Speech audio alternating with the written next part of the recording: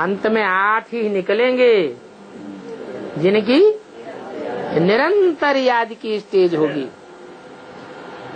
अगर निरंतर अभी याद में हो जावे तो कर्मातीत अवस्था हो जावे। कैसी अवस्था हो जावे? कर्म जो कर्मेंद्रियों से करते हैं, उन कर्मेंद्रियों के कर्म करने से मन बुद्धि बिल्कुल उपराम हो जावे। कर्मेंद्रियों से कर्म भले करेंगे लेकिन उसका पाप पुण्य उनको छू नहीं सकता। जो बात वो झूठी गीता में भी विद्वान पंडित आचार्यों ने समझ ली। उन्होंने भी लिखा है कि योग निष्ठा में जो रहने वाला है वो सारे संसार की हत्या कर दे तो भी उसके ऊपर पाप नहीं लग सकता। अब हत्या तो कर्मेंद्रियों से ही करेगा, लेकिन कर्मेंद्रियों से हत्या करते हुए भी उसका बुद्धियोग किसके साथ जुड़ा होगा? बाप के साथ जुड़ा होगा। तो बाप उससे एक्यूरेट कर्म कराएगा या गलत कर्म कराएगा?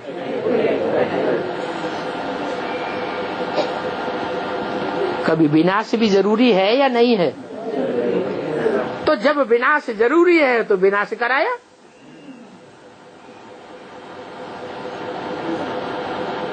तो बोला ज्ञान की पराकाष्ठा आ जाती है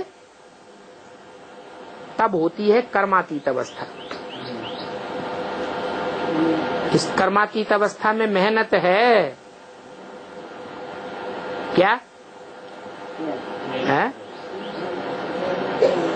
कर्मातीत अवस्था में मेहनत है।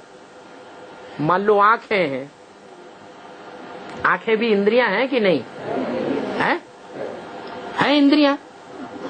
आंखों से संग का रंग लगता है या नहीं लगता है? और आंखों से पाप कर्म बनता है या नहीं बनता है?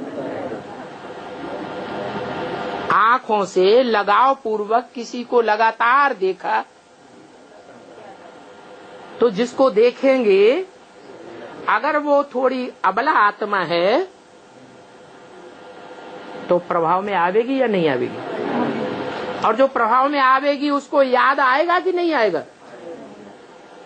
फिर वो याद सताएगी या नहीं सताएगी? है? फिर वो याद सताएगी। और जब देहधारी की याद लगातार सताएगी तो पाप कर्म बनेगा, पुण्य कर्म बनेगा। तो जिसने ये दुष्कर्म किया और जिसने कराया, दोनों को पाप लगेगा कि एक को लगेगा? दोनों को पाप लगेगा।